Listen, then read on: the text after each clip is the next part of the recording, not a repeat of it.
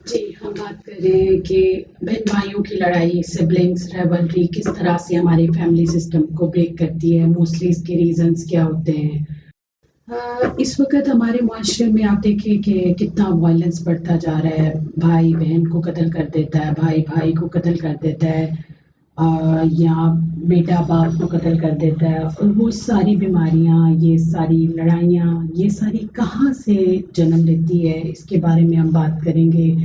देखिए, एक माहिर नफ्सियात के पास कोई भी पेशेंट आता है तो वो अपनी बेसिक्स बहुत लाजमी तरीके से और बहुत डीप करके बताता है कि वो कैसे नेगेटिव होना शुरू हुआ, कहाँ से उसने अपने आप को बुरा समझना शुरू किया, कैसे उसको लोग बुरे लगने शुरू हुए।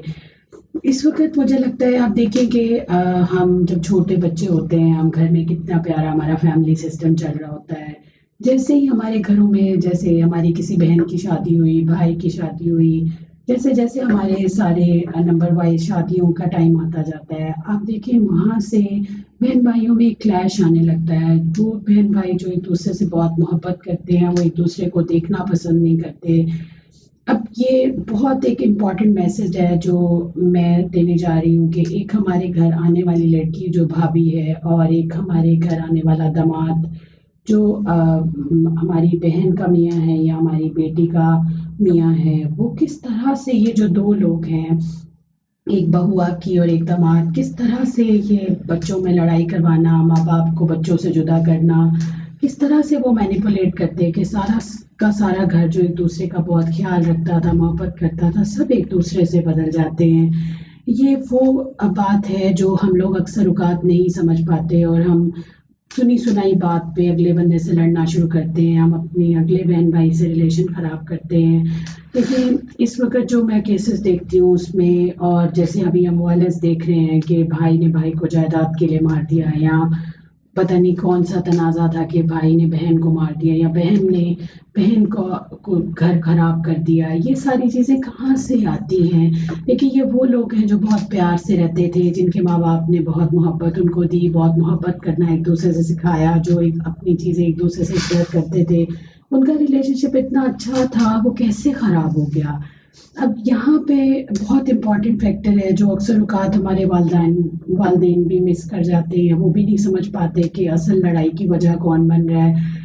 कभी वालदेन अपने बेटे को बुरा कहते हैं, कभी बेटी को बुरा कहते हैं। वो अपनी किसी बेटी को कहते हैं हमारे घर आना छोड़ दो, अपने किसी बेटे को घर से उठा के बाहर कहते हैं कि तुम जाकर रहना शुरू कर दो, हम तुम्हें अपने साथ नहीं रख सकते। लेकिन हम असल जो हमारी घरों को तोड़ने की वजह है उस तक नहीं पहुंच पाते, जो कि ज़्यादातर देखने में आया है कि एक दामाद की एंट्री और एक बहू की एंट्री, ये इन दो लोगों का बड़ा रोल होता है।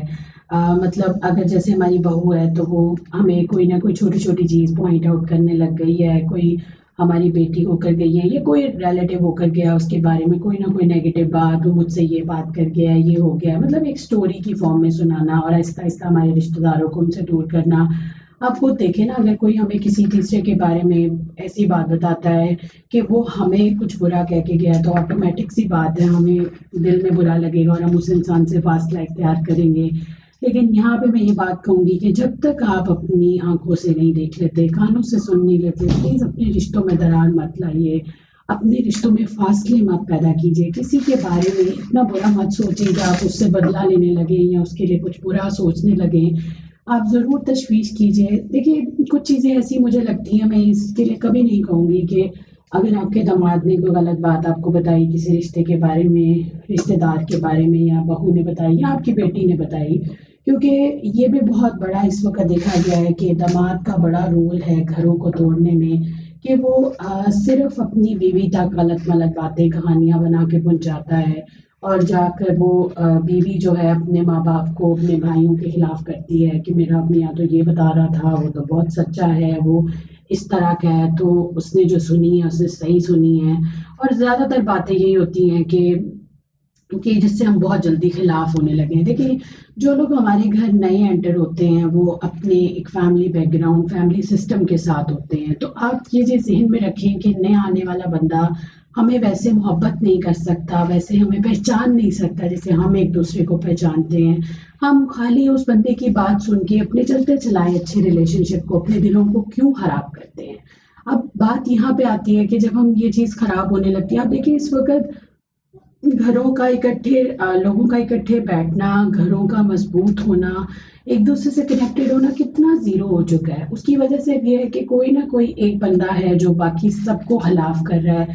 اور آپ دیکھیے کہ اس ایک بندے کے ساتھ یا اس فیملی کے ساتھ سب ان ٹچ ہیں اور باقی سب ایک دوسرے سے جدا ہیں. تو پلیز اپنی آنکھیں کھولیے اور اس چیز کو نوٹ کرنا شروع کریں کہ کون سا ایک بندہ ہے جس سے ہمیں فاصلہ اختیار کرنا ہے. کیونکہ جو نیگیٹو بول رہا ہے، میرا خیال ہے سب سے پہلے اس سے فاصلہ اختیار کریں. جو آپ کو بیک بائٹ کر رہا ہے، آپ کے سال رشتے داروں کی برائیاں کر رہا ہے، یا آپ کو کہہ رہا ہے کہ آپ کا بیٹا برا ہے یا آپ کی بیٹیاں بری ہیں، پلیز آپ اس بندے سے سب سے پہلے فاصلہ اختیار کریں. کیونکہ وہ سائیکولوجیکلی فٹ نہیں ہے.